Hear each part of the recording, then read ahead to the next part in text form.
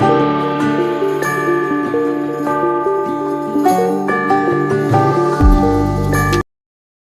Students, welcome to physics learning family. मैं हूं मुश्तबा मंजूर। तो आज के इस लेक्चर में हम सेक्शन ई, जो कि हमने PYQ set 1 class 12 CBSE physics का उठाया था, वो कवर करने जा रहे हैं। इससे पहले वाले वीडियोस में हमने इसके 4 सेक्शंस कवर किए, वो आप प्लेलिस्ट में वॉच आउट कर सकते हो। तो इस वाले सेक्शन में हमें 3 लॉन्ग आंसर क्वेश्चंस मिलेंगे with internal choices. And usually जो क्वेश्चंस होंगे वो आपके इलेक्ट्रोस्टैटिक्स, मैग्नेटिज्म और ऑप्टिक्स वाले चैप्टर से मिल जाएगी। तो इस वाले सेक्शन में सीबीएसई आपकी जो कंसेप्चुअल अंडरस्टैंडिंग है वो टेस्ट कर लेता है, और आपकी जो राइटिंग जो है, आंसर राइटिंग प्रेजेंटेशन जो है, वो भी टेस्ट कर लेता है। तो चलिए हम इस वाले सेक्शन के पहले क्वेश्चन की ओर बढ़ते हैं। क्वेश्चन नंबर 31 के ए पार्ट को पहले हम कवर करते हैं, तो उसके बाद जो इसका आर पार्ट होगा उसको भी देख लेते हैं। अब पार्ट नंबर 1। तो पार्ट 1 में हमें 2 पॉइंट चार्ज है, एक 5 और -1 माइक्रोकूलम। इसको प्लेस किया गया है -300 और 300। तो पहले हम चार्जेस को की पोजीशन यहाँ दिखाते हैं। लेट्स से यहाँ पर हम प्लेस कर रहे हैं, ये अगर ओरिजिन है, this position will be -3 0 and 0, and this position will be 3 0 and 0। तो ये वाला चार्ज जो होगा ये 5 माइक्रोकूलम होगा, and this charge will be -1 microcoulomb. तो क्वेश्चन सेज कि हमने एक एक्सटर्नल इलेक्ट्रिक फील्ड को स्विच किया है, स्विच ऑन किया है। तो ई जो है, this will be a upon r square into r cap. तो ए का जो वैल्यू है ये 3 into 10⁵ volt metre. A part का जो पहला पार्ट। ओके, हमसे चेंज इन इलेक्ट्रोस्टैटिक एनर्जी पूछा गया है। चेंज जो हमारा चेंज इन इलेक्ट्रोस्टैटिक एनर्जी होगा, ये बराबर होगा Q1। अगर इसका वैल्यू Q1 है, मान के चलते हैं ये वाला Q2 चार्ज है, तो ये Q1 इंटू यहाँ का पोटेंशियल है, let's say V1, plus Q2 into यहाँ का पोटेंशियल है V2। ओके, तो अगर आप एनसीईआरटी बुक जो है आपने आपके सामने पड़ी हुई है, तो आप इसका electrostatic energy of 2 point charges in external electric field, वो वाला जो फॉर्मूला है आप यहाँ पर यूज कर सकते हैं, राइट। उसमें एक एडिशनल टर्म ये होगा के product of charges upon r, but यहाँ से यहाँ पर चेंज पूछा गया है, वो चेंज जो है वो कैंसल आउट हो जाएगा। ओके, क्योंकि पहले जब आपने चार्जेस को इन वाले पोर्शंस पे रखा होगा, तो k product of charges by r उनकी एनर्जी होगी, सिस्टम की एनर्जी होगी। जब आपने फील्ड को ऑन किया है तो वो तो होगा ही, and apart from that we have these two additional जो टर्म्स है जो कंट्रीब्यूट करेंगे इलेक्ट्रोस्टैटिक पोटेंशियल एनर्जी। तो यहाँ पर चेंज है, तो हमें Q1 into V1 plus Q2 into V2 इसका वैल्यू कैलकुलेट करना है। तो गिवन इलेक्ट्रिक फील्ड है, लेकिन हमें V का वैल्यू पहले कैलकुलेट करना है। तो हम V का वैल्यू जो है हम कैलकुलेट कर सकते हैं using the formula E equal to -dV/dr। तो आप यहाँ से V जो है ये minus integral of E dr से फाइंड करते हैं। ओके, यानी जो हमारा इलेक्ट्रिक फील्ड है ये नेगेटिव ऑफ पोटेंशियल ग्रेडियंट है, वहां से आप इस वाले फॉर्मूला की ओर जा सकते हैं। तो चलिए इस इंटीग्रल को सॉल्व करते हैं। इंटीग्रल दैट इज E का value A upon r square, r cap is in the direction of dr। तो आप यहाँ पर थीटा 0 ले सकते हो, आप सिंपली E dr को ही इवेलुएट कर लो इनटू dr। ओके, तो this is minus 1/r square, ए तो बाहर जाएगा, 1/r स्क्वायर का integration r power -2 + 1 divided by -2 + 1। Okay, तो ये वैल्यू माइनस और माइनस प्लस, तो ये ए अपॉन आर के बराबर है। तो V का जो जनरल फॉर्मूला है ये A/R है, एज वी कैन से जो हमारा गिवन फील्ड है उसके मुताबिक V का वैल्यू A/R है। नाउ अगर आप V1 को फाइंड करोगे, यहाँ जो पोटेंशियल होगा, तो ये ए तो अपना ए ही है फिलहाल, इसको हम लास्ट पे वैल्यू देते हैं, अपॉन आर। तो ओरिजिन से यहाँ की दूरी जो है ये 3 सेंटीमीटर है, तो 3 × 10⁻²। ओके, तो जो हमारा V2 है, जहाँ पर आपने -1 माइक्रो कूलम्ब को रखा है, यहाँ का पोटेंशियल सपोज़ V2 है, तो ये A/R, तो ओरिजिन से यहाँ तक की दूरी तो 3 सेंटीमीटर है, इट्स अगेन 3 × 10⁻²। नाउ जो हमारा चेंज इन एनर्जी होगा delta U, it is Q1, तो ये हमारा 5 micro coulomb into V1, V1 is A/3 × 10⁻² plus Q2, it is minus, तो यहाँ पर -1 माइक्रो कूलम्ब इंटू A/3 × 10⁻²।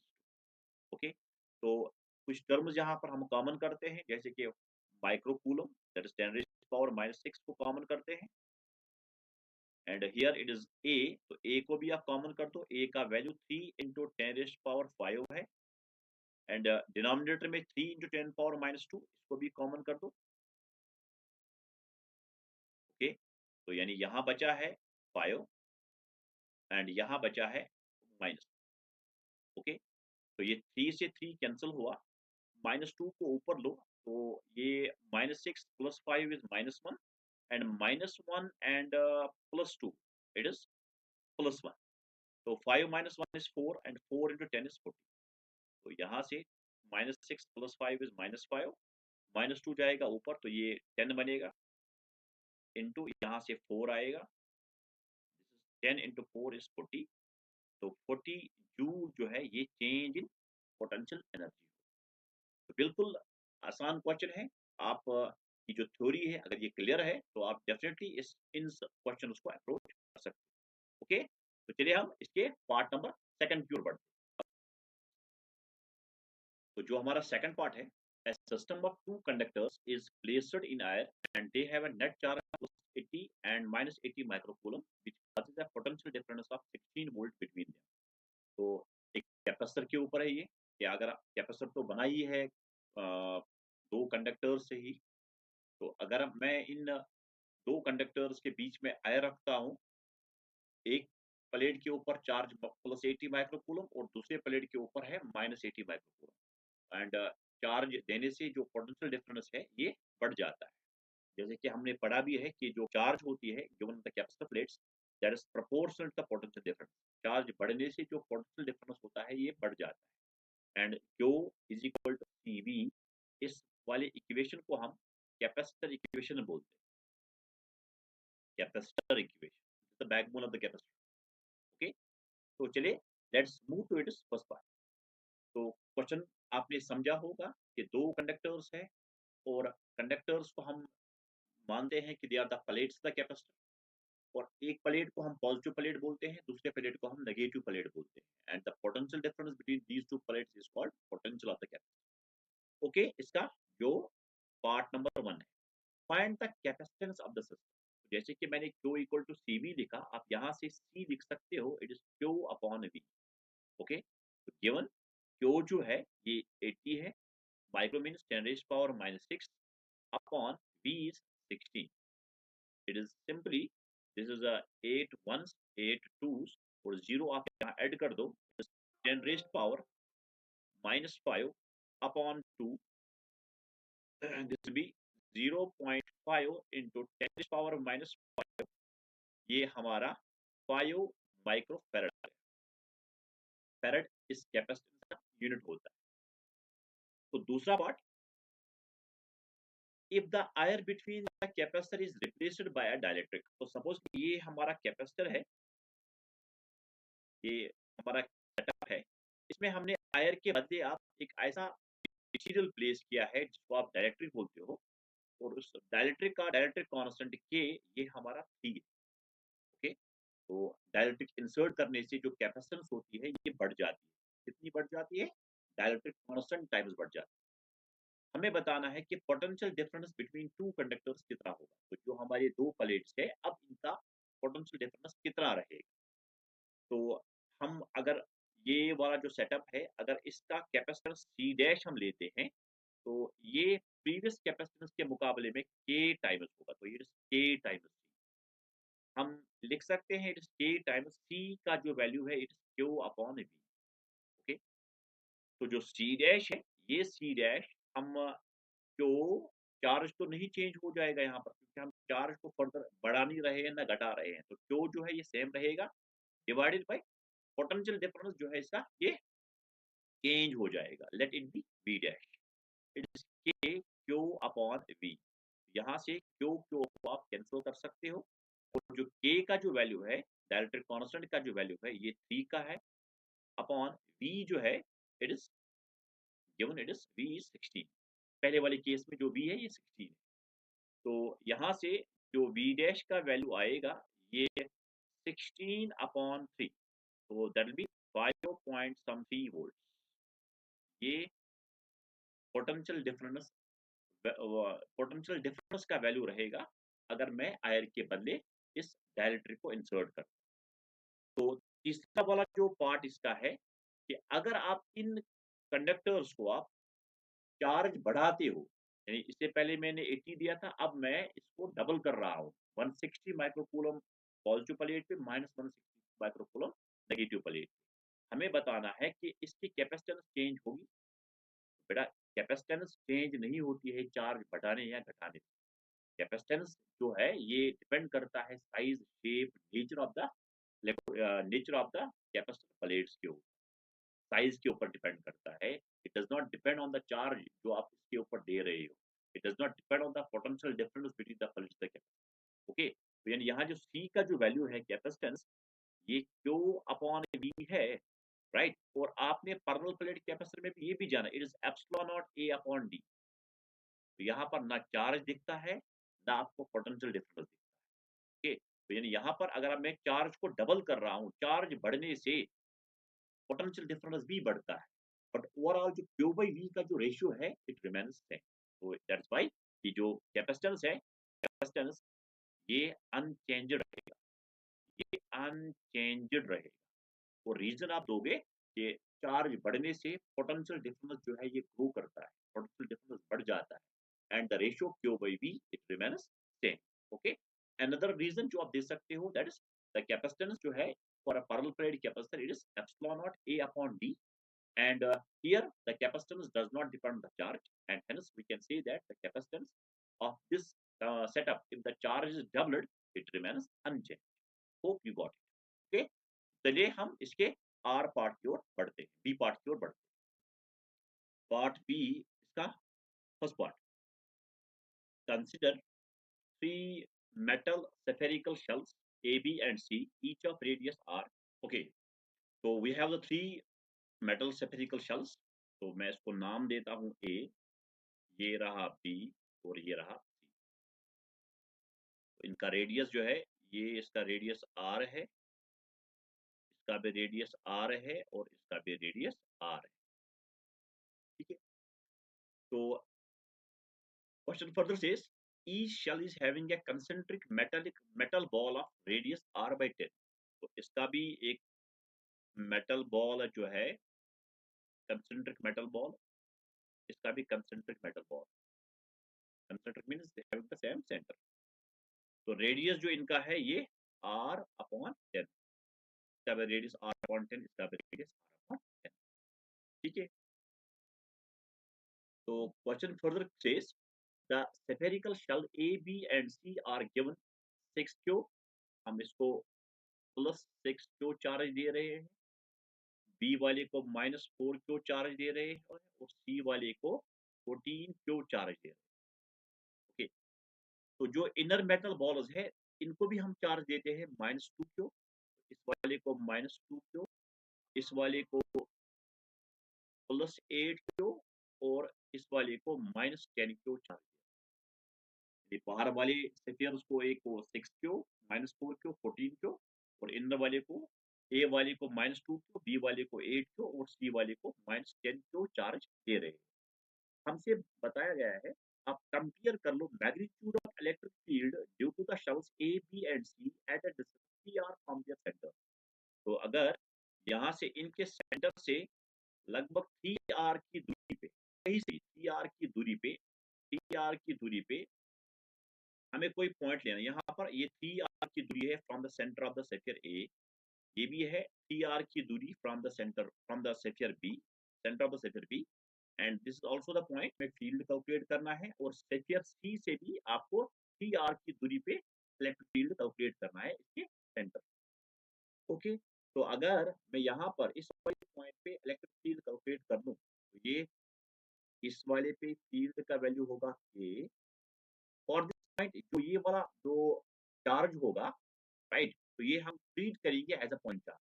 तो यानी पूरा जो है इसको आप एक सिंगल चार्ज मान के चलो। ओके, तो what is the net charge here? It is +6 and -2। तो अगर आप जो नेट चार्ज ए का होगा, जो ए, ये आप +6 Q -2 Q, that will B 4 Q. जो चार्ज बी पे होगा, ये -4 Q +8 Q, again that will B 4 Q. और सी, तो नेट चार्ज जो होगा इट इज 14 क्यू -10 क्यू, ये 4 क्यू। तो यानी कुल मिला के जो वो आप charge for the point outside, that will be at a distance of 3r from the centre of A B and C, तो वो चार्ज सेम रह रहा है यहाँ पे, 4 क्यू 4 क्यू और 4 क्यू। और जो दूरी है 3r 3r 3r, ये भी सेम है। तो इलेक्ट्रिक फील्ड जो होगा ए का, डेफिनेटली ये बी के बराबर होगा, और ये सी के भी बराबर होगा, और वैल्यू होगा के charge divided by 3r। Okay, तो ये सेम है, हमें कंपेयर करना है। तो इसका मतलब है कि electric field due to the entire configuration of A, right, is to जो बी का कॉन्फ़िगरेशन होगा, जो सी का कॉन्फ़िगरेशन होगा, ये 1:1:1 के बराबर होगा। यानी फील्ड जो आप ए से निकाल रहे हो, बी से निकाल रहे हो, सी से निकाल रहे हो, ये बेटा सेम रह रहा है। ओके, तो आप इसका जो आंसर है कैलकुलेट करने की जरूरत नहीं है, ये आप 1:1:1 फाइंड कर सकते हो। ओके, तो चलिए हम इसके पार्ट नंबर सेकंड की ओर बढ़ते हैं। A charge -6 microcoulomb is placed at the center P of a semicircle of radius 5 cm as shown in the figure. An equal and opposite charge is placed at point B D at a distance 10 cm from B. A charge plus 5 microcoulomb is moved from C to A along the circumference. Calculate the work.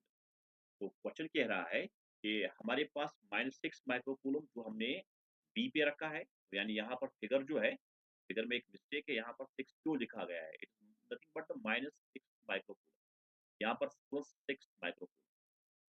Okay, तो D पे opposite charge रखी गई है, यानी -6 का opposite होता है +6 microcoulomb. और सेमी सर्कल जो है, इसका जो रेडियस है इट इज 5 सेंटीमीटर, यानी बी सी जो है ये 5 सेंटीमीटर है, और डी पॉइंट बी से, centre of the semi circle से 10 सेंटीमीटर की दूरी पे, यानी जो सी पॉइंट है ये बी से 5 सेंटीमीटर की दूरी पे। और हमें एक चार्ज जिसका वैल्यू 5 माइक्रोकूलम है, ये हम ला रहे हैं along the circumference of the semi circle, right, from C point to A point. और जब हमने सी से इसको ए तक लाया, हमें बताना है कि वर्क डन कितना हुआ। ओके, तो यहाँ पर जो वर्क डन हो रहा है ये इलेक्ट्रोस्टैटिक फील्ड में हो रहा है, और इलेक्ट्रोस्टैटिक फील्ड एक कंजर्वेटिव फील्ड है।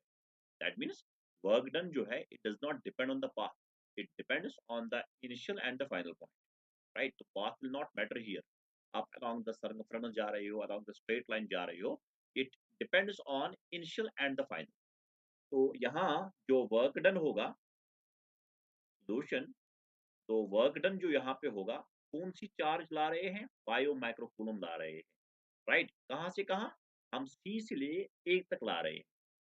सी इनिशियल है और ए हमारा फाइनल है, तो यानी पोटेंशियल डिफरेंस जो होगा ये फाइनल, यानी वी ए कहाँ ला रहे हैं? ए पे ला रहे हैं, माइनस कहाँ से ला रहे हैं? सी से ला रहे हैं।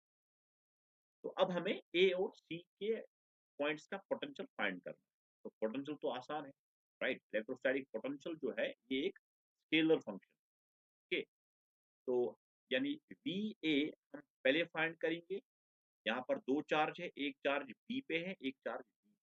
तो ए पे आप फाइंड करो, इट इज के, बी वाले पे -6 माइक्रोकूलम है, डिवाइडेड बाई ये बी पॉइंट ए से 5 सेंटीमीटर की दूरी पे है, 5 इंटू 10⁻², प्लस अब डी जो है,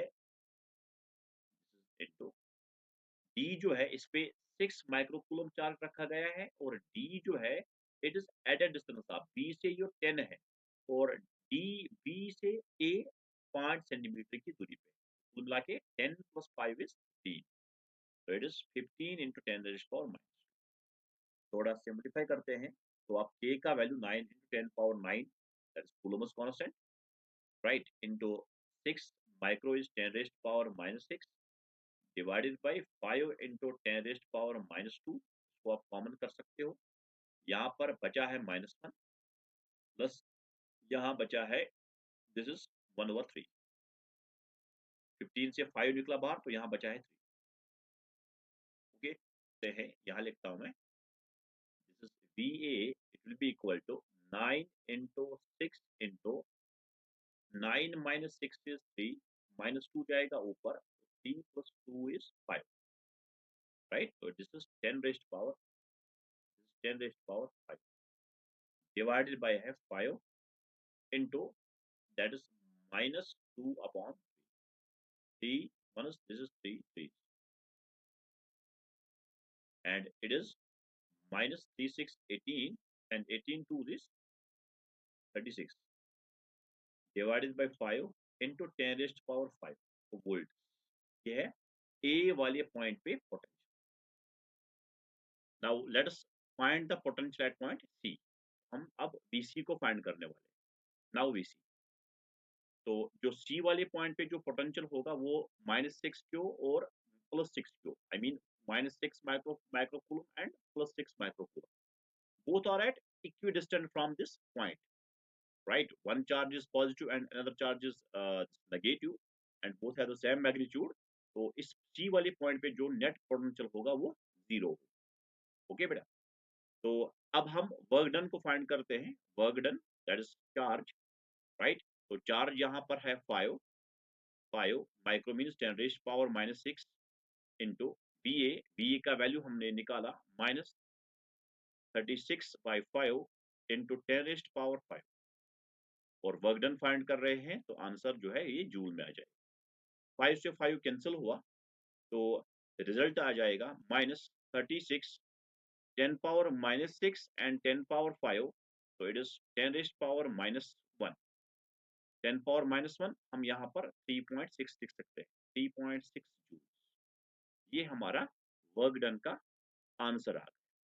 तो चलिए हम नेक्स्ट क्वेश्चन की ओर, question number 32, a proton moving with velocity v in a non-uniform magnetic field traces a path as shown in the figure। तो एक फिगर जो है ये गिवन है, ये फिगर जो है it represents the path followed bye a proton, that proton moves in a non uniform magnetic field. तो नॉन यूनिफॉर्म मैग्नेटिक फील्ड में जो मैग्नीट्यूड या डायरेक्शन होता है मैग्नेटिक फील्ड का वो चेंज हो जाता है। तो हमसे पूछा गया है the path followed by the proton is always in the plane of the paper, तो जो पेपर है इस पेपर के प्लेन में ही इस प्रोटॉन का path. What is the direction of the magnetic field in the region near points P Q and R, तो जो पॉइंट्स ईयर मार्क किए गए हैं पी पॉइंट, क्यू पॉइंट और आर पॉइंट, पी वाला पॉइंट, क्यू वाला point और R वाला पॉइंट, हमें इन इन जगहों पे डायरेक्शन बताना है मैग्नेटिक फील्ड का। और further question says what can you say about relative magnitude of magnetic field at these points, तो हमें कंपैरिजन करना है मैग्नेटिक फील्ड के इंटेंसिटी का, ये मैग्नेटिक फील्ड जो पी का होगा, राइट, उसका जो मैग्नीट्यूड होगा वो क्यू और आर के मुकाबले में कितना होगा, राइट, तो इनकी ऑर्डरिंग करनी होगी हमें। चलिए आसान सा क्वेश्चन है, if the charge the field is uniform, तो आप जब चार्ज पार्टिकल को मैग्नेटिक फील्ड में इंटर कराते हो तो जो फोर्स इस चार्ज पार्टिकल पे लगता है that is given by Q into V cross B, यानी जो फोर्स होता है ये फोर्स चार्जर पार्टिकल के जो उसकी जो वेलोसिटी है और जो मैग्नेटिक फील्ड है उस रीजन में, ये दोनों के ऊपर परपेंडिकुलर होता है, तो it is perpendicular to force जो एक्ट होता है चार्जर पार्टिकल पे, ये वेलोसिटी और मैग्नेटिक फील्ड वेक्टर के ऊपर परपेंडिकुलर होता है, और in other words we can say that the force acting on the charged particle it is perpendicular to the plane containing the velocity vector and the magnetic field, okay। तो ये हम use करने वाले हैं। इसका जो डायरेक्शन है force का, ये आप यूज़ कर सकते हो using the Fleming's left hand rule, या you can use right hand thumb rule. आप राइट हैंड थंब रूल का भी यूज़ कर सकते हो, right hand thumb rule, okay? तो फ्लेमिंग्स लेफ्ट हैंड रूल में आपको आपका जो लेफ्ट हैंड है, right, you have to we can say आपको प्लेस करना है this thumb and forefinger and the central finger such that they are mutually perpendicular to each other. तो अगर ये मेरा लेफ्ट हैंड है, इसमें आपका थंब, ये जो फोरफिंगर है, राइट, एंड जिसको आप इंडेक्स फिंगर भी बोलते हो, and the central finger and middle finger, इनको आप ऐसे स्ट्रेच कर दो, ऐसे अलाइन कर दो कि ये आपस में म्यूचुअली परपेंडिकुलर। तो जो थंब जो होता है THUMB, तो इसमें ये थंब जो है ये मोशन को रिप्रेजेंट करता है, फोर्स को रिप्रेजेंट करता है। फोर फिंगर जो है, इंडेक्स फिंगर जो है, ये हमेशा हम मैग्नेटिक फील्ड के डायरेक्शन में अलाइन करते हैं। और जो सेंट्रल फिंगर है C stands for the current, तो ये जो पॉजिटिव चार्ज के डायरेक्शन में हम प्रोजेक्ट करते हैं, अलाइन करते हैं। तो हमें इस लेफ्ट हैंड में जो थ्री फिंगर्स हमने यूज किए हैं, ये हम यूज कर सकते हैं to find out the direction of the force, right, और ईदर ऑफ द थ्री, चाहे मैग्नेटिक फील्ड चाहे फोर्स, ओके? या हम राइट हैंड थंब रूल का भी यूज कर सकते हैं, like here it is B cross B।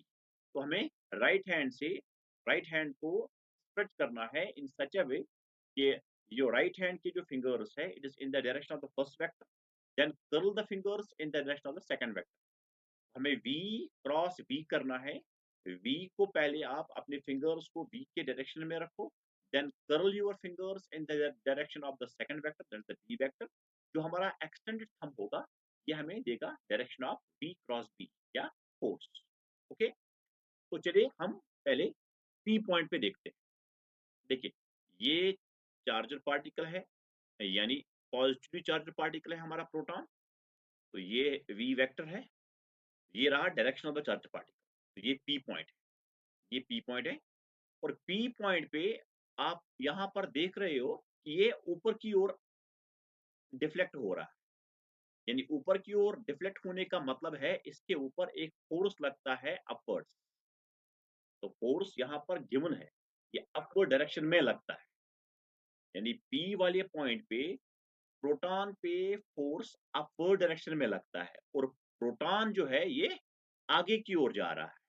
तो आप ज़रा अपने फिंगर्स को लेफ्ट, अगर आप Fleming's left hand rule use करोगे, तो आप ज़रा पहले सेंट्रल फिंगर को रखो इन the direction of the D vector, यानी जिस डायरेक्शन में प्रोटॉन मूव कर रहा है, उस डायरेक्शन में अपना सेंट्रल फिंगर रखो, ठीक है? और जो थंब है, थंब तो ऊपर की तरफ जा रहा है, यानी ये जो हमारा प्रोटॉन है, ये डिफ्लेक्ट हो रहा है ऊपर की ओर। तो मुझे बताओ, अगर इस फोर फिंगर को आप कहाँ की तरफ प्रोजेक्ट होना है, ये ऑटोमेटिकली इनवर्ट जाए। तो आप जरा प्रैक्टिस कर लो, पी वाले पॉइंट पे आप सेंट्रल फिंगर को आगे की ओर रखो, यानी जिस डायरेक्शन में ये प्रोटॉन मूव कर रहा है along the straight line, right, along the straight line, ये रहा वेलोसिटी की डायरेक्शन, राइट। ये फोर्स जो है आप अपवर्ड रखो, तो थंब ऊपर की ओर रखो, और हमारा जो सेंट्रल फिंगर है ये आप in the direction of V रखो। जो हमारा फोर फिंगर होगा ये इनवर्ड होगा। तो at P B will be inwards, ये बेटा इनवर्ड होगा। इनवर्ड को हम क्रॉस सिंबल से डिनोट करते हैं, यानी मैग्नेटिक फील्ड जो होगा ये यहाँ पर परपेंडिकुलर होगा इस पेज को, क्योंकि यहाँ इस वाले पेज में फोर्स और वेलोसिटी वेक्टर जो है ये लाई कर रहे हैं, तो डेफिनेटली तीसरे वाले वेक्टर को परपेंडिकुलर होगा, ओके? तो पी वाले पॉइंट पे मैग्नेटिक फील्ड इनवर्ड है। अब जरा यहाँ पर, यहाँ इस पी पॉइंट पे प्रोटॉन ऊपर की ओर जा रहा है। अगर मैं इस आर पॉइंट को देखूं, आर पॉइंट पे जो प्रोटॉन है ये नीचे की ओर आ रहा है, यानी इस वाले पॉइंट पे फोर्स नीचे की ओर लग रहा है। तो again you can use Fleming's left hand rule. आप बता सकते हो कि जो हमारा जो ये जो बी होगा ये आउटवर्ड होगा। यहाँ प्रोटॉन ऊपर की ओर जा रहा है, डिफ्लेक्शन ऊपर की ओर है। आपने दिखाया कि जो हमारा मैग्नेटिक फील्ड है ये इनवर्ड है। अब टॉप वाले पॉइंट पे, आर वाले पॉइंट पे जो हमारा मैग्नेटिक फील्ड होगा ये आउटवर्ड होगा। तो आप यहाँ लिख सकते हो at R B will be outward, ये आउटवर्ड होगा, और आउटवर्ड को हम डॉट सिंबल से दिखाते हैं। अब बचा है ये हमारा आर। क्यू पॉइंट को आप जरा देखिएगा, इस क्यू पॉइंट पे फोर्स जो है, ये फोर्स क्यू पॉइंट इस अगर हम अब क्यू पॉइंट को देखेंगे तो ये जो चार्जर पार्टिकल है ये स्ट्रेट लाइन में मूव कर रहा है, यानी इसके ऊपर फोर्स लग ही नहीं रहा है, यानी net force here is zero, right. तो at Q net force is zero, यानी एफ जीरो होने के दो मतलब है, या हमारा वी जीरो है लेकिन वी जीरो नहीं है ना, ये तो चल रहा है, मूव कर रहा है, राइट। यानी यहाँ पर जो हमारा मैग्नेटिक फील्ड है या ये जीरो है या इनके बीच का एंगल 0 डिग्री। तो अगर हम एट क्यू की बात करें, जो हमारा फोर्स होगा ये जीरो होगा। फोर्स जीरो होने का मतलब है या बी जीरो होगा या B vector it will be parallel to B vector. तो ठीक है, तो आप यहाँ पर बी को यहाँ जीरो मान लो, क्यू वाले पॉइंट पे आप इसको जीरो मान लो, बट इस ये भी मतलब है कि मैग्नेटिक फील्ड जो है it will be parallel to the direction of the proton. Okay, तो ये तीन जगहों की डायरेक्शन है। क्वेश्चन में ये भी कह रहा है कि relative magnitude of magnetic field. Okay, तो इस रिलेटिव मैग्नीट्यूड की अगर हम बात करें मैग्नेटिक फील्ड की, तो हम P या R में देखेंगे कि जो हमारा प्रोटॉन है ये इसके ऊपर एक फोर्स लगता है, ये डिफ्लेक्ट हो रहा है, यानी ये कर्व्ड पाथ में मूव कर रहा है। तो P वाले पॉइंट पे जो कर्वेचर है ये ज्यादा है, ये कम है, और R वाले पॉइंट पे कर्वेचर जो है ये ज्यादा है। कर्वेचर ज्यादा का मतलब यहाँ पर इस तरह मैं समझाऊंगा आपको कि अगर आप एक चार्जर पार्टिकल को इंटर कराते हो मैग्नेटिक फील्ड में, तो वो चार्जर पार्टिकल जो है अगर यूनिफॉर्म मैग्नेटिक फील्ड में आप इंटर कराते हो एट राइट एंगल्स, वो एक सर्कुलर पाथ को वो ट्रेवर्स करता है, और उस सर्कल का जो रेडियस होगा, दैट रेडियस आपने पढ़ा होगा, that is m v by q B, right. आप यहाँ पर दो फोर्सेस को बैलेंस कर सकते हो, one is q v B, right, and the centripetal force. जब आप q v B is equal to m E square by r को इक्वेट करते हो, you will get this result r equal to m v by q B.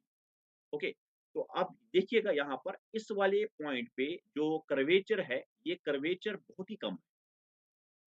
Curvature का कम मतलब है are बहुत ज्यादा है, तो इस वाले पॉइंट पे आर ज्यादा है, आर ज्यादा का मतलब है मैग्नेटिक फील्ड यहाँ पे कम है। ओके, और यहाँ पर कर्वेचर जो है ये ज्यादा है, कर्वेचर ज्यादा का मतलब है आर कम, आर कम मीन्स बी ज्यादा। तो यहाँ पर हम यहाँ पर इनकी कंपैरिजन यहाँ कर सकते हैं कि जो मैग्नेटिक फील्ड होगा एट पॉइंट आर, कर्वेचर वहां ज्यादा है, आर वहां कम है। आर कम का मतलब है बी यहाँ पर ज्यादा है, क्योंकि radius is inversely proportional to B, sorry, हम यहाँ ऐसे लिख सकते हैं B is inversely proportional to r. When at r radius is less तो बी इज मोर। तो आर पॉइंट पे फील्ड ज्यादा है और पी पॉइंट पे फील्ड कम है, और क्यू पे तो आप जीरो ही मान सकते हैं। तो ये ऑर्डर हमने किया है किसका, इन मैग्नेटिक फील्ड्स के, इनके मैग्नीट्यूड का। तो आर पॉइंट पे फील्ड का वैल्यू ज्यादा होगा और पी पॉइंट पे कम होगा और सबसे कम क्यू पॉइंट पे। ओके, तो ओवरऑल पिक्चर आप ये जो हमारा चार्जर पार्टिकल का जो मोमेंट है इन मैग्नेटिक फील्ड, ये वही से फ्रेम किया गया है। तो अच्छा क्वेश्चन है, interesting question. Second part, current carrying circular loop of area A produces a magnetic field B at the center। तो एक सर्कुलर लूप है हमारे पास, एंड इस सर्कुलर लूप का जो एरिया है ये ए है, और मैग्नेटिक फील्ड इसके सेंटर पर बी बताया गया है। हमें बताना है इसका जो मैग्नेटिक मोमेंट है ये 2ba by mu naught under root A by pi है। तो मैग्नेटिक मोमेंट आप बताइए कि जो हमारा मैग्नेटिक मोमेंट होता है किसी भी लूप का, राइट, तो मैग्नेटिक मोमेंट m ये करंट इनटू एरिया के बराबर होता है। ओके, तो करंट एंड द एरिया। अब अगर करंट क्लॉकवाइज है तो magnetic moment will be inward, अगर करंट एंटी क्लॉकवाइज है तो magnetic moment will be outward. ठीक है, तो चलिए हम मैग्नेटिक मोमेंट को हमें यहाँ पर प्रूव करना है, ये 2 ba/μ0 under root a by pi. अब सोचने वाली बात यहाँ पे है, a तो है, डेरिवेट जो हमें प्रूव करना है इसमें तो a है, तो a के साथ छेड़खानी नहीं हो, लेकिन I नहीं दिख रहा है, तो मीन्स हमें करंट को फाइंड करना है। अब यहाँ पर क्वेश्चन में A B, right, area A की बात की गई है और मैग्नेटिक फील्ड सेंटर पे बी की बात की गई है, तो यानी हमें करंट का जो वैल्यू है ये हमें मैग्नेटिक फील्ड में लाना। तो चलिए एट सेंटर जो मैग्नेटिक फील्ड होता है एक सर्क्युलर लूप का, करंट कैरिंग सर्क्युलर लूप का, ये अगर एक टर्न है इसमें तो it is μ0I/2r, it is 2r, let say r इसका रेडियस। अब r की भी बात नहीं है यहाँ पे, राइट, डेरिवेशन में तो हमें r भी इंटर नहीं करना है, तो यानी यहाँ पर हमें I और r का जो वैल्यू है ये पुट करना है इस b में। तो यहाँ पर हम पहले I को निकालते हैं, तो I जो है ये b into 2r divided by μ0 r, तो ये तो एरिया से आ जाएगा, एरिया यहाँ पर जो एरिया है a, ये पाई r स्क्वायर के बराबर होता है, और r जो आप लिख सकते हो ये अंडर रूट ऑफ a/पाई, ये r हो, राइट, ये चीजें क्लिक होनी चाहिए आपको एग्जाम में। तो r का वैल्यू भी पुट कर दो यहाँ पे, तो यानी यहाँ पर I का जो वैल्यू होगा ये b/μ0 इज 2, एंड r जो है ये अंडर रूट ऑफ a/पाई। अब इस I का वैल्यू आप इस इक्वेशन में पुट कर दो, ये हमारा फर्स्ट है। So therefore I can write the magnetic moment, therefore M will be equal to 2b/μ0 under root of a/pi multiplied by a, तो यानी यहाँ पर मैं ये a लिखता, तो आप यहाँ पर भी चेक कर सकते हो, हमें यही प्रूव करना था, 2ba/μ0 under root of a by pi, 2ba/μ0 under root of a by pi, तो ये हमारा मैग्नेटिक मोमेंट है इस सर्कुलर करंट कैरिंग कॉइल का इन terms of the magnetic field and the area, तो ये हमें प्रूव करना, राइट।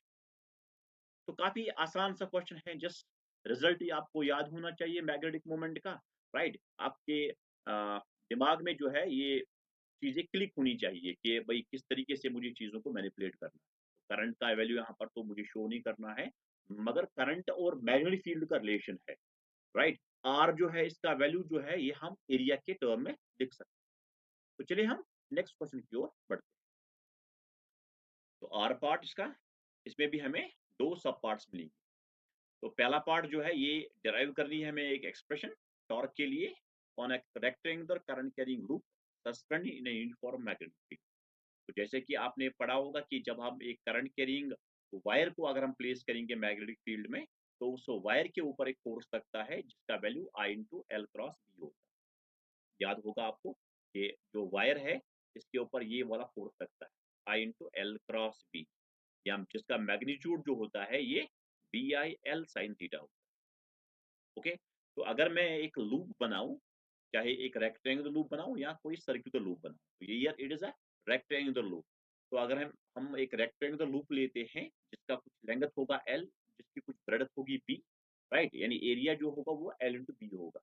तो अगर मैं उस रेक्टेंगुलर लूप को प्लेस करूंगा मैग्नेटिक फील्ड में, उसके ऊपर एक टॉर्क लगता है, राइट, वही टॉर्क जो है वो उसको घुमा, वो इसको उस कॉइल को घुमाती है अबाउट सम एक्सिस, और वो टॉर्क जो है वो टॉर्क NIAB sin थीटा होता है, NIAB sin theta, NIAB sin theta, या टॉर्क जो है इसको आप लिख सकते हो NI, it is A cross of B, ये हमें डिराइव करना है। तो डेरिवेशन जो है मैंने यहाँ पर उसका स्क्रीनशॉट जो है वो डाला है, तो वो आप देख सकते हो, उसके ऊपर अम, आप जा सकते हो, और अगर आपको कोई डाउट होगा वो आप पूछ सकते हो। तो डेरिवेशन बिल्कुल सिंपल है, कि एक पहले आप इस कॉइल के 4 पार्ट लो, राइट? लेंथ जो है ये, अगर आप ये मान लो कि ये मैग्नेटिक फील्ड के ऊपर इसका जो लेंथ है, ये वेक्टर है, ये बी के ऊपर परपेंडिकुलर है, तो वहाँ पर जो फ़ोर्स होगा वो कुछ मतलब फ़ोर्स का वैल्यू आपको आएगा।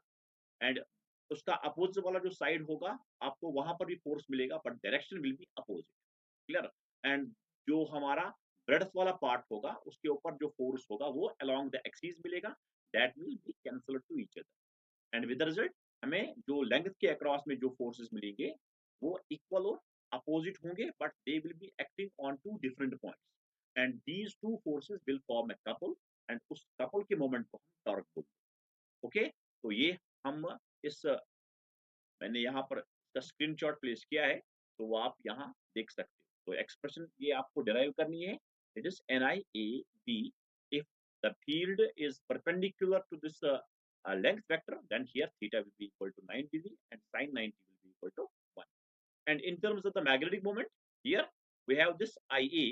IA जो होता है ये मैग्नेटिक मोमेंट होता है किसी कॉइल, यानी किसी भी अगर आपके पास कोई लूप होगा, तो लूप का एरिया ए है, उसमें एक करंट फ्लो करती है आई, तो मैग्नेटिक मोमेंट जो उस कॉइल का होगा वो एम होगा, M will be equal to I times A. तो in terms of magnetic moment you can write it as M cross B, यानी एम बी साइन थीटा। तो ओके, आप देख सकते हो, अदरवाइज ये वीडियो होगा ये थोड़ा लंबा खींचेगा। चलो हम इसके सेकंड पार्ट की ओर देखते हैं। A charged particle is moving in a circular path with velocity v in a uniform magnetic field. तो एक चार्जर पार्टिकल हमारे पास है, ये सर्कुलर मोशन कर रहा है v वेलोसिटी के साथ, और यूनिफॉर्म मैग्नेटिक फील्ड में ये मूव कर रहा है। तो डेफिनेटली हमने की थ्योरी जो है ये पढ़ी है कि अगर हमारे पास एक चार्जर पार्टिकल है, ये चार्जर पार्टिकल को आप एंटर कराते हो किसी यूनिफॉर्म मैग्नेटिक फील्ड में, सपोज हमने एक फील्ड लिया है, ये इनवर्ट डायरेक्शन में है, तो जो ही कोई चार्जर पार्टिकल एंटर कर रहा है, तो लेट्स से ये इस सर्कुलर मोशन में ऐसे मूव कर रहा है। ओके, ये सर्कुलर मोशन में मूव कर रहा है, और इस सर्कल का जो रेडियस है, ये रेडियस, तो रेडियस ऑफ ये circular path traversed by this charger particle when it moves in the uniform magnetic field, that is mv by qb। ठीक है, तो आप बिल्कुल आपने जब ये जो हमारा मैग्नेटिक फोर्स है qvb, ये आप सेंट्रीपिटल फोर्स के साथ बैलेंस कर दो, that is mv square by r। तो यानी यहाँ से r का जो वैल्यू होगा, यहाँ से एक b आप कैंसिल कर सकते हो, दैट इज mv, जो भी नीचे आएगा, ये एक्सप्रेशन है r का। तो वही फॉर्मूला मैंने यहाँ पर भी लिखा। तो यहाँ पर question further says, it is made to pass through a sheet of lead and as a consequence it loses one half of its kinetic energy without change in this direction। तो इसको एक लेड शीट से पास किया जा रहा है, और with the result of that ये अपनी काइनेटिक एनर्जी को लूज कर रहा है, राइट? तो यानी जो इसकी जो वेलोसिटी होगी, जो स्पीड होगा, वो कम होता जा रहा है, दैट्स व्हाई कि इसका जो काइनेटिक एनर्जी है ये कम होता जा रहा है। तो क्वेश्चन में ये कह रहा है कि ये अपनी आधी काइनेटिक एनर्जी को गंवाता है इस कोलिजन के से, कि इसमें जो जब ये इसको पास किया जा रहा है through the sheet of lead, ये अपनी काइनेटिक एनर्जी लूज कर रहा है, कितनी? हाफ। लेकिन डायरेक्शन चेंज नहीं कर रहा है। हमें बताना है कि रेडियस ऑफ पाथ और time period of revolution, right, ये कैसे इफेक्ट करता है। जब इसकी आधी काइनेटिक एनर्जी चेंज हुई है, तो रेडियस जो होगा इस पाथ का, वो राइट, वो अगर चेंज हुआ तो कितना हुआ, और टाइम पीरियड जो होगा रिवोल्यूशन का, अगर वो चेंज हुआ तो कितना। ओके, तो यहाँ पर हम v को काइनेटिक एनर्जी के टर्म में लिखते हैं, यानी r जो है, r यहाँ पर mv बाई क्यूबी आया। काइनेटिक एनर्जी का formula half m v square होता है। यहाँ से v जो है ये under root of 2k upon m आ जाएगा। तो इस काइनेटिक एनर्जी का वैल्यू, v का वैल्यू यहाँ पुट कर दो, तो r का value m upon q B, it is under root of 2k upon m, यानी रेडियस काइनेटिक एनर्जी के ऊपर डिपेंड करता है। तो यानी यहाँ पर हम लिख सकते हैं r जो है it is under root of it is proportional to under root of k. Relation जो रेडियस और काइनेटिक एनर्जी का है वो है कि radius is proportional to root of k. when it is when it is made to pass through a sheet of lead, right? तो new kinetic energy के dash ये आधी है, पुराने के मुकाबले में ये हाफ है, के बाई टू। तो न्यू रेडियस, तो आप यहाँ आर डैश अपॉन आर यानी new radius by old radius, तो R is proportional to K, तो it is under root of K dash upon under root of K. तो root k dash तो के by to है और under root of K, तो आप यहाँ के और के कैंसिल कर सकते हो, तो आर डैश जो है ये 1/√2 आ जाए। K dash under root k dash is root of k by two and root of k से के कैंसिल हुआ, तो ये 1/√2 होगा। तो यानी हमारा जो आर डैश है, न्यू रेडियस जो है, आर को ऊपर लो तो ये आर अपॉन रूट टू है, यानी 0.707 आर। तो अगर आप इस चार्जर पार्टिकल को पास कराते हो through the sheet of lead, तो जो न्यू रेडियस होगा उस पाथ का, ये 0.707 टाइम्स प्रीवियस रेडियस के बराबर होगा। नाउ क्वेश्चन में फर्दर पूछा गया है टाइम पीरियड। तो सेकंड वन, ये हमारा फर्स्ट पार्ट था। सेकंड पार्ट में हमें टाइम पीरियड, तो टाइम पीरियड का formula time distance upon speed है। तो डिस्टेंस अगर आप यहाँ पर ये 2 πr का वैल्यू पुट करोगे m v by q B, right, and accordingly you substitute the values of this V, तो आपको मिलेगा 2 πm/क्यूबी। तो time period of revolution of the charger particle ये 2 πm/क्यूबी होगा। तो यानी यहाँ पर आपको स्पीड ही नहीं दिखता है, यानी time period does not depend on the speed, kinetic energy depends on the speed, right. तो काइनेटिक एनर्जी इसका चेंज हो रहा है क्योंकि इसका स्पीड चेंज हो रहा है, दैट्स व्हाई इसका रेडियस चेंज हो रहा है। मगर टाइम पीरियड में स्पीड दिखता ही नहीं है, इसका मतलब है कि जो नया टाइम पीरियड होगा ये सेम रहेगा, ये चेंज नहीं होगा। तो रेडियस इसका चेंज हो रहा है क्योंकि radius depends on the speed and kinetic energy speed के ऊपर डिपेंड करता है, ओके। और यहाँ टाइम पीरियड जो है ये पुराने टाइम पीरियड के ही बराबर होगा। तो time period of revolution does not change. तो okay, let's switch the next question.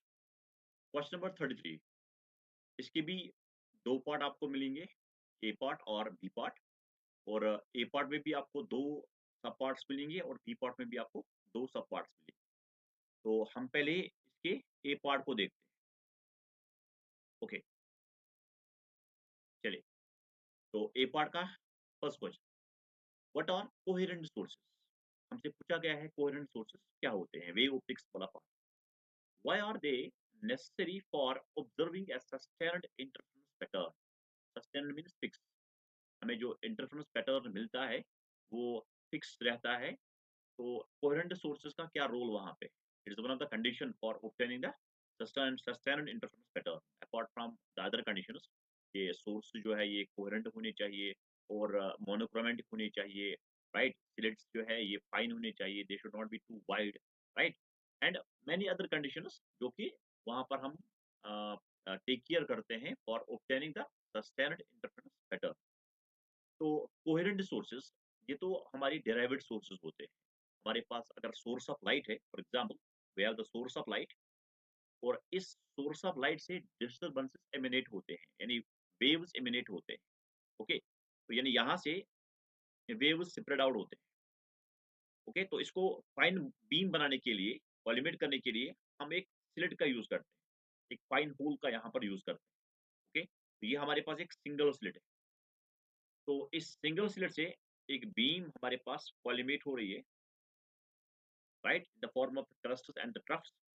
Then हम यूज करते हैं डबल स्लिट, राइट, ताकि हम जो दो सोर्सेज को डिजाइन करने वाले हैं, बनाने वाले हैं, वो कोहेरेंट बनने चाहिए। कोहेरेंट का मतलब है कि वहां से जो लाइट इमिट होगी, जो वेव्स आपस में इंटरफियर करेंगे, उनकी फ्रीक्वेंसी, उनका वेवलेंथ, उनका एम्पलीट्यूड, राइट? इनका जो फेज डिफरेंस होगा, या ये 0 रहेगा या ये कांस्टेंट रहेगा over a period of time at a fixed, we can say at a given instant और at a given position. Okay, तो हम यहाँ से डबल स्लिट का यूज करते हैं। एक को हम S1 कहते हैं और दूसरे को हम S2 बोलते हैं। टर्मिनोलॉजी में ऐसा ही कुछ ऐसा है, आपके बुक्स में आया है या आपने पढ़ा होगा S1 S2, they are two slits. Okay, तो ये S1 और S2 को ही हम कोहेरेंट सोर्सेज बोलते हैं। ये हमारे पास डेराइव्ड सोर्स होते हैं, they are derived from this single source, from this parent source. Okay, तो यानी यहाँ से जो वेव्स एमिट होते हैं, यानी ये दो जो सोर्सेज है S1 और S2, जब ये आपस में इंटरफियर करते हैं, हमें स्क्रीन पे जो पैटर्न देखने को मिलता है, तो यहाँ पर एक स्क्रीन है, इस स्क्रीन पे हमें एक फिक्स्ड एक इंटरफेरेंस पैटर्न देखने को मिलता है, यानी जो बना है ब्राइट ऑल्टरनेट ब्राइट और dark bands, bright dark and so on.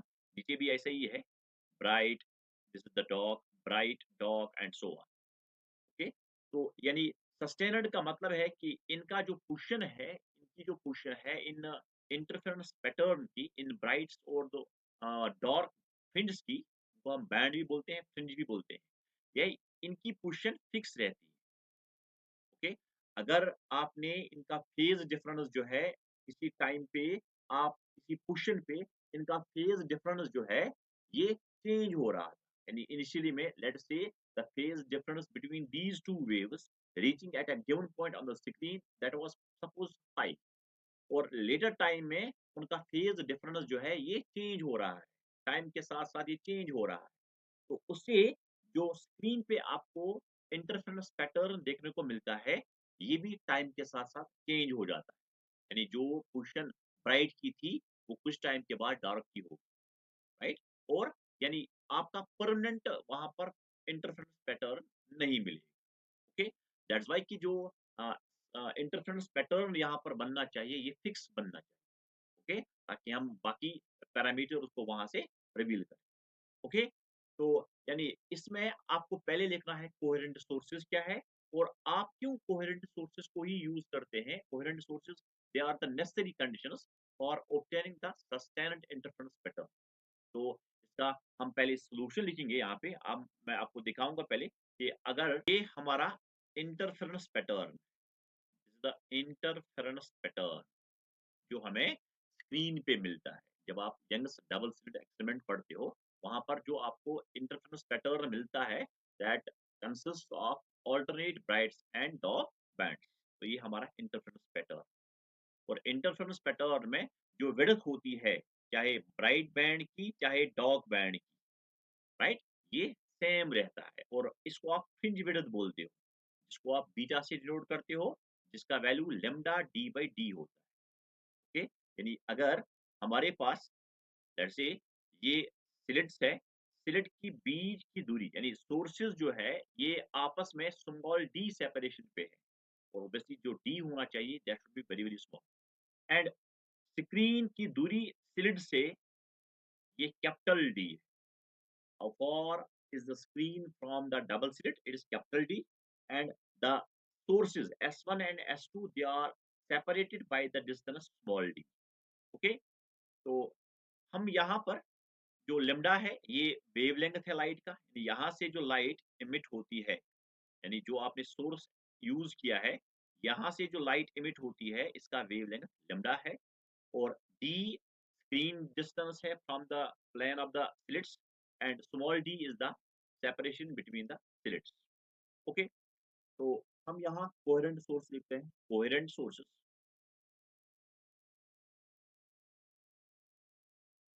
तो दो सोर्सेस को हम कोहेरेंट बोलते हैं, two sources are said to be coherent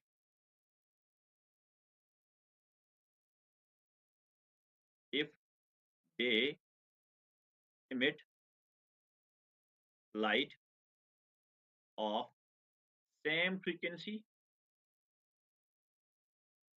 same frequency, same wavelength,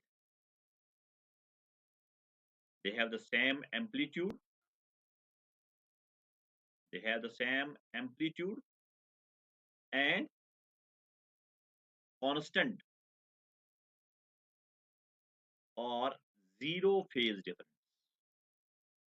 अगर इनका phase difference कांस्टेंट नहीं रहेगा, वेरी करेगा, तो स्क्रीन पे आपको जो फिल्म्स मिलेंगे वो आपस में इंटरचेंज करेंगे, ब्राइट डार्क बनेगा, डार्क ब्राइट बनेगा, तो आपको एक एक we can say switching pattern आपको मिलेगा वहाँ, तो वो फिक्स नहीं होगा, वो सस्टेनेड नहीं होगा। ओके, तो दूसरा इसमें जो आपको कंडीशन लिखनी है कि कोहेरेंट क्यों जरूरी है सस्टेन्ड इंटरफेरेंस के लिए, तो आप यहाँ पे आप इसमें लिख सकते हो।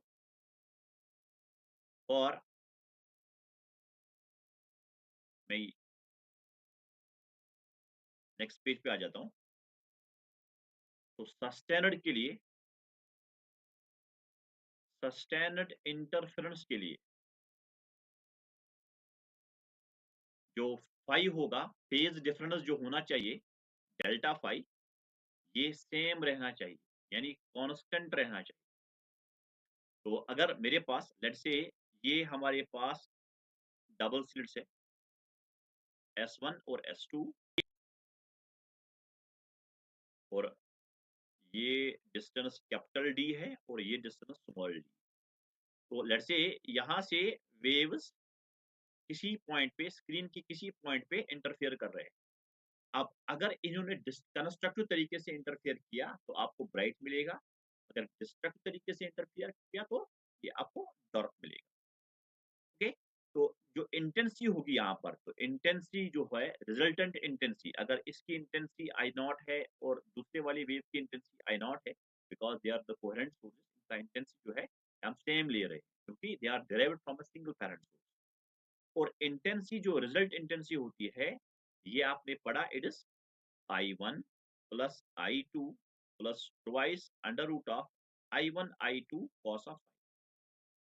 Okay, where this phi is the phase difference. Okay बेटा, यहाँ I1 I2 सेम है, तो जब आप इसमें ये चीजें पुट करोगे आपको रिजल्ट इंटेंसिटी मिलेगी 4 I not cos square phi by 2। I1 I not के बराबर है, I2 I नॉट के बराबर है, तो वैल्यू को पुट कर दो, फॉर्मूला यूज कर लो, ट्रिग्नोमेट्रिक फॉर्मूला यूज कर लो, you will get this result, result intensity at this point. Okay, now if this phi changes with time, अगर आप कह रहे हो कि ये कोहेरेंट सोर्सेस अगर ये नहीं है, तो पैटर्न जो यहाँ पर होगा, जो आपको स्क्रीन पे इंटरफेरेंस पैटर्न मिलेगा, उसका भी जो जो पोजीशन होगी, यानी उसमें जो ब्राइट और डार्क आपको मिलेगा, वो भी आपस में इंटरचेंज करेंगे। यानी आप यहाँ पर देखिएगा कि अगर फाई चेंज कर रहा है, फाई चेंज कर रहा है, तो इंटेंसिटी जो इस पॉइंट की होगी वो भी चेंज करेगी। तो अगर फाई चेंज कर रहा है, तो इसका मतलब है result intensity will also change, ये भी चेंज करेगी। तो अगर चेंज कर रहा है, तो let's find out the average. तो अगर मैं एवरेज इंटेंसिटी को निकालूं, तो 4 का एवरेज तो 4 ही है, आई नॉट का एवरेज तो आई नॉट है, कॉस स्क्वायर का एवरेज जो है ये 1/2 होता है। याद रखिएगा, जो एवरेज कॉस स्क्वायर थीटा का जो एवरेज होता है, ये 1/2 होता है। अगर आप integration of cos square theta 0 to 2 पाई करते हो, that integral will come out to be one half, right? So here it is 2 I naught। तो यानी इस पूरे स्क्रीन में जो आपको लाइट मिलेगी, ये आपको इक्वली यानी यूनिफॉर्मली डिस्ट्रीब्यूटेड मिलेगी। हर पॉइंट पे आपको 2 I naught, right, sum of the two intensities light आपको मिलेगी हर जगह। तो means there be no interference, वहां पर आपको इंटरफेरेंस ही नहीं मिलेगा। ओके, इंटरफेरेंस का मतलब है कि जहां पर आपको एक पैटर्न मिलेगा, alternate bright and dark pattern. तो यानी यहाँ पर आपको पूरा स्क्रीन जो है इल्यूमिनेट मिलेगा, अगर आप फाई को चेंज कर रहे हो किसी टाइम पे, किसी पोजीशन पे।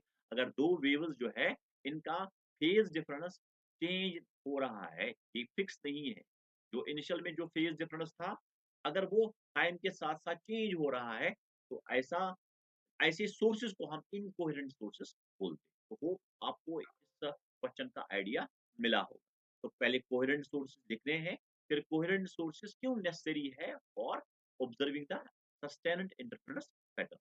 ओके, तो चलिए इसके हम नेक्स्ट पार्ट पे आ जाते हैं। इसके टू स्लिट्स 0.1 मिलीमीटर अपार्ट, तो slit separation that is small D हम बोलते हैं, ये 0.1 मिलीमीटर है, और arranged 1.20 meter from the screen. So screen separation that is capital D, that is 1.20 meters. Light of wavelength 600 nanometer from a distant source is instant on the slit. So lambda जो है it is 600 nanometers. तो पहला इसका how far apart will adjacent bright interference fringes be on the screen. तो bright alternate bright जो है ये आपस में कितनी दूरी पे है, fringe width, इनडायरेक्टली हम इसको फ्रिंज विड्थ ही बोलते हैं। तो adjacent bright interference fringe, fringe separation, यानी फर्स्ट ब्राइट सेकंड ब्राइट से कितने फासले पे हैं, सेकंड ब्राइट थर्ड ब्राइट से कितने फासले पे हैं, that is indirectly the fringe width. तो ये हमारा फ्रिंज विड्थ ही होता है, this is nothing but the fringe width. और फ्रिंज विड्थ को हम बीटा बोलते हैं, जिसका value lambda capital D by small D हो। Okay, so lambda is 600 nanometer, nano means 10 raised power minus 9, and capital D is 1.2 and small d is 0.1 milli is 10 raised power minus 2. Okay, so this is a 6 into 1.2 into 10 raised power minus 9 and plus 2. Plus 2 and minus 9 is minus 7, and here it is minus 3 and minus 1 is minus 4, it becomes plus 4. Okay, so हम fringe width find कर रहे हैं, so it will be in meters. So this is 6 twos, it is 12, 7.2 into 10 raised to power minus 3 meter, and answer is 7.2 10 power minus 3 minus millimeter. 7.2 millimeter ये इनके बीच की दूरी है। Okay, तो फिर से ये पूछ रहा है find the angular width in degrees, degree में पूछता है of the first bright fringe. तो सपोज के लिए अभी जो आप डायग्राम यहाँ देख रहे हो, दिस द सोर्स, या सपोज ये हमारा इंटरफेरेंस पैटर्न है, यहाँ पर हमें S1 और S2 मिल रहा है, सपोज कि यहाँ पर प्लेन ऑफ स्लिट्स है। ओके, ये स्लिट्स हमारे पास यहाँ पर है डबल स्लिट्स, और ये हमारा कैपिटल डी है, ये हमारा फर्स्ट ब्राइट है, ये फर्स्ट ब्राइट फ्रिंज। तो ये वाला एंड और ये वाला एंड, हमसे ये वाला एंगल पूछा गया है, एंगुलर सेपरेशन जो हमारा फर्स्ट ब्राइट का है, थीटा। तो ये हमारा फ्रिंज विड्थ है जिसको हमने बीटा बोला। ओके, तो आप इस सेपरेशन को कैपिटल डी कह सकते हो, तो हम थीटा को यहाँ लिख सकते हैं, थीटा जो है ये एंगल, एंगल बराबर होता है आर्क अपॉन रेडियस, तो it is beta upon capital D, beta का value lambda D by D, तो आप लेम्डा बाई स्मॉल डी यहाँ लिख सकते हैं। बट हियर दिस थीटा जो है ये रेडियन में आ गया, when you are using the formula theta equal to angle equal to arc by radius, वो हमारा रेडियन में आता है। और हमारे पास कन्वर्जन भी है कि 1 रेडियन जो होता है ये आप 180 बाई पाई डिग्री लिख सकते हो, पाई 22/7 है, आप 1 रेडियन इक्वल टू 57.3 डिग्री भी आप इसको रिप्लेस कर सकते हैं। 1 रेडियन इज ऑलमोस्ट 57.3 डिग्री। तो लेम्डा का वैल्यू, तो इसका मतलब है कि जो एंगुलर सेपरेशन होगा फर्स्ट ब्राइट का, ये lambda that is 600 nano means 10 raised power minus 9 upon small d is 0.1 millimetre. हम इसको फर्दर सिंप्लीफाई करते हैं, तो theta equal to lambda is 600 nanometre, so it is 6 into 10 raised power minus 7, 9 minus 9 and plus 2 is minus 7 divided by d is 10 raised power minus 4, and radian जो है यह 57.3 degree के बराबर। तो 6 10 पावर माइनस 4 ऊपर जाएगा, it becomes 10 power minus 3, and 6 into 57.3 almost ये 0.34 degree के बराबर आ जाएगा। ओके, तो बिल्कुल स्ट्रेट फॉरवर्ड क्वेश्चन था ये। हम 33 का जो ए पार्ट था, पहले वाले पार्ट में आपको थ्योरेटिकली आपसे पूछा गया है कि आप कोहेरेंट सोर्सेज बताइएगा और सस्टेन इंटरफेरेंस की कंडीशन वाली ये एक्सप्लेन कर लो। देन उसका जो दूसरा वाला पार्ट था, ये आपसे पूछना है कि आपके पास 2 स्लिट्स दिए गए हैं, स्लिट सेपरेशन गिवन है, कैपिटल डी दिया गया है और लैम्ब्डा भी गिवन है। आपसे पूछा गया है कि इंटरफेरेंस फ्रिंज आप निकालो, फ्रिंज विड्थ निकालो आप और एंगुलर विड्थ निकालो आप फर्स्ट ब्राइट फ्रिंज। ओके। हाँ, क्वेश्चन नंबर 2 जो इसका है, पार्ट नंबर ए जो पहला वाला पार्ट था, lights from two independent source are not coherent, explain. तो डेफिनेटली इंडिपेंडेंट सोर्सेज से जो लाइट इमिट होती है, they are of different frequency, may be वो आउट ऑफ फेज होगा, तो विद रिजल्ट वो इंटरफेरेंस पैटर्न स्क्रीन पे नहीं बनाएंगे। तो ये स्किप हुआ था पहले, आप यहाँ पर इसको इंक्लूड कर लो कि जो हमारा पहला ए पार्ट का जो पहला वाला पार्ट है, इसका second question, lights from two independent source are not coherent, तो एक्सप्लेन कर लो। आप वहाँ रीजन लिख सकते हो कि इनसे जो लाइट इमिट होती है, they are of different frequency, इनका फेज जो है वो टाइम के साथ साथ चेंज करता है, या they have the different amplitude. Okay, तो चलिए हम इसके बी पार्ट की ओर बढ़ते हैं। तो बी पार्ट में भी हमें 2 सब पार्ट्स मिल रहे हैं। First one, define wave front. तो वेव फ्रंट हमें डिफाइन करना है, is very important concept in wave optics, or Huygens principle is based on the wave front। तो वेव फ्रंट को डिफाइन के लिए इसका डेफिनेशन बताने के लिए मैं थोड़ा आपको समझा रहा हूँ कि सपोज के लिए एक सोर्स ऑफ लाइट है, this a source of light, and as per the wave theory this source of light emits the waves in all the directions. यानी यहाँ से जो वेव्स एमिट होते हैं ये हर तरफ निकलते हैं, यहाँ से वेव हर तरफ निकलती है ये वेव। ओके, तो waves they separate out in all the directions, और एक टाइम पे सपोज पे ये जो वेव है इसकी स्पीड v है, v स्पीड से ये वेव ट्रेवल कर रही है, और t टाइम पे suppose after this we can say after time t this wave covers a distance, that distance is speed into time, that is vt। Same here, ये भी vt distance travel कर रही है, ये भी vt डिस्टेंस ट्रेवल कर रही है, हमने जो मीडियम लिया है ये सेम है, द होमोजेनियस मीडियम। ओके, तो vt डिस्टेंस ये वेव्स, ये डिस्टर्बेंस जो है ट्रेवल कर रहे हैं, और इनमें जो पार्टिकल यहाँ पे है, यानी वीटी डिस्टेंस के बाद जो आपको पार्टिकल मिल रहा है, जो आपको पार्टिकल्स मिल रहे हैं, ये वाइब्रेट कर रहे हैं। हर पार्टिकल मीडियम जो है, जब वेव ट्रेवल करती है मीडियम में, तो ये मीडियम को डिस्टर्ब कर रहा है, पार्टिकल जो है they are at different phases.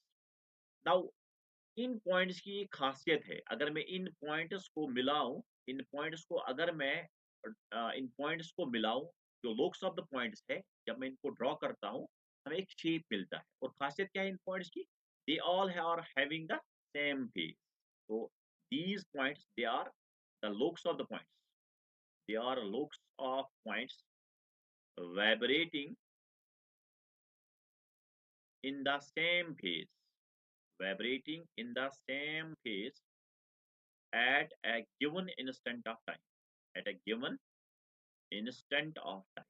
यानी मैंने मतलब बंडल्स ऑफ द फोटोग्राफ्स उठाए यहाँ पे, जब वेव ट्रेवल कर रही है तो मैं फोटोग्राफ उठाता, तो एक टाइम पे वो हमने, फोटोग्राफ का मतलब यहाँ पर है आप टाइम को फिक्स कर रहे हो, तो आपने उस टाइम पे जो क्लिक किया है ना, उसमें आपको मिलेगा कि जो पॉइंट्स वगैरह है, मतलब बहुत सारे पॉइंट जो है, आपको इनके जो डांस करने का अंदाज है वो सेम, तो आपने उनको जब ड्रॉ किया, उनको जब मिलाया, तो आपको एक शेप मिला, राइट, और उस शेप को ही आप वेव फ्रंट बोलते हो। तो वेव फ्रंट एक ऐसी सरफेस है जहां पर आपको वो वाले पॉइंट्स मिलते हैं which are vibrating in the same phase.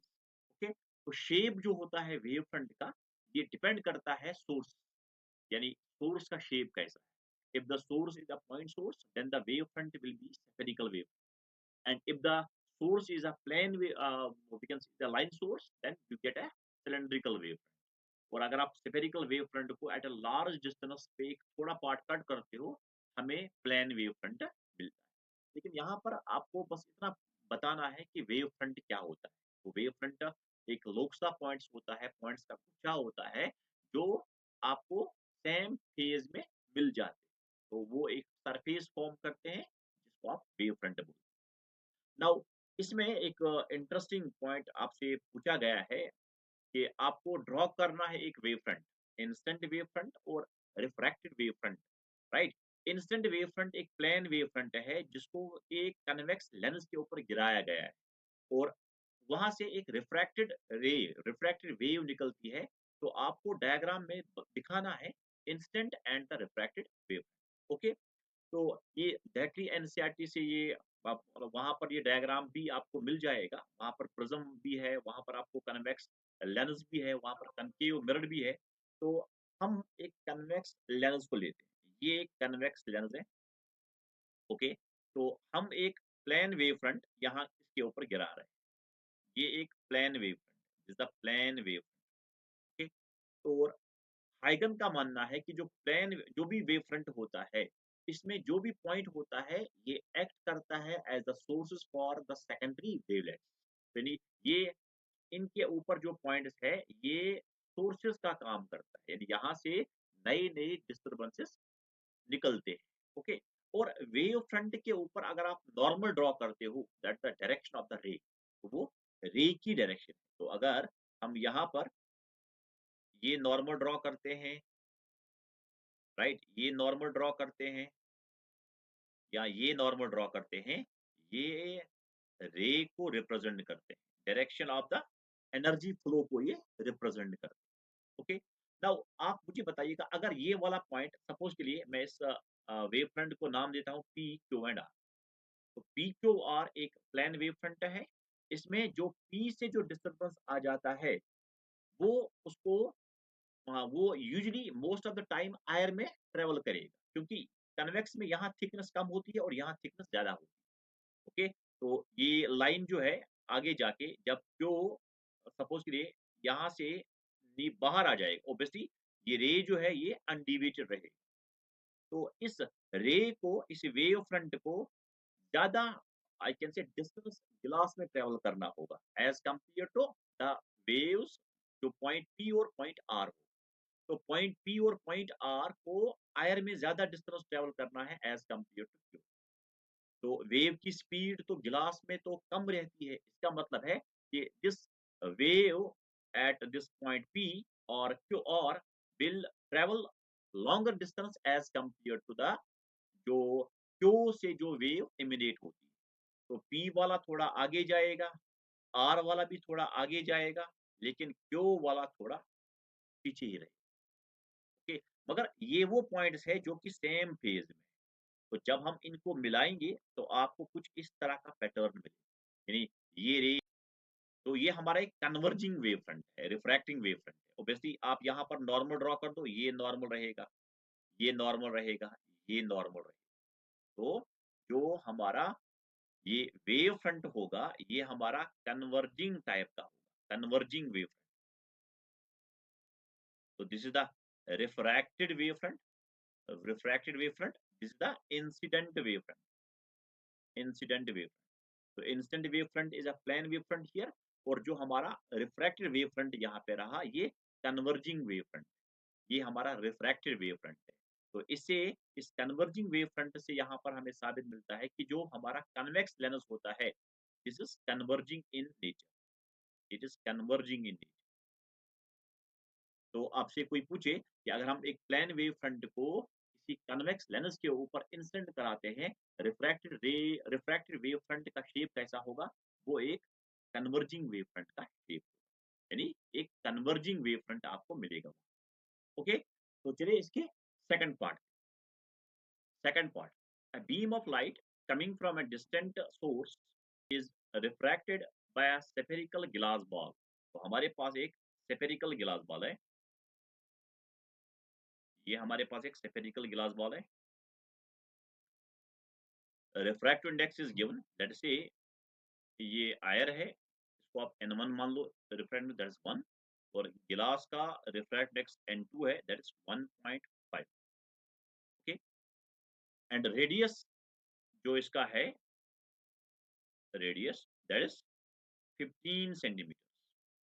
Draw the रे diagram and obtain the position of the final image. हमें रे डायग्राम ड्रॉ करना है।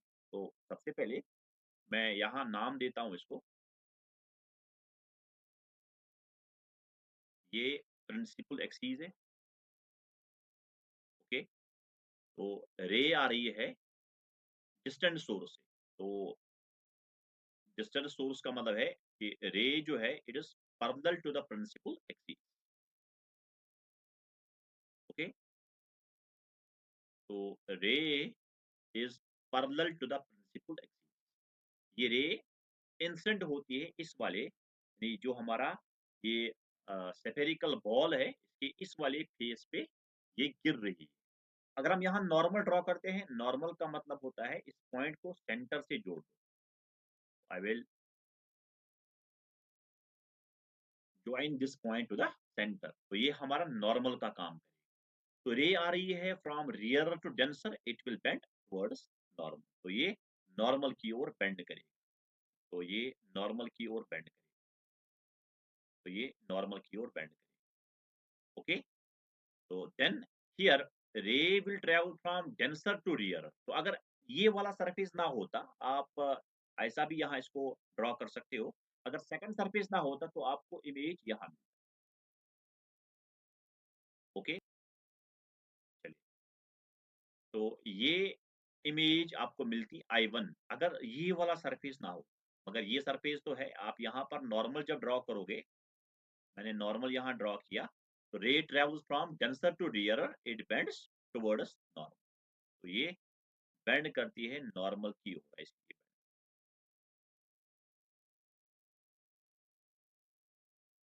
ठीक है, तो ये बेंड करती है अवे फ्रॉम नॉर्मल।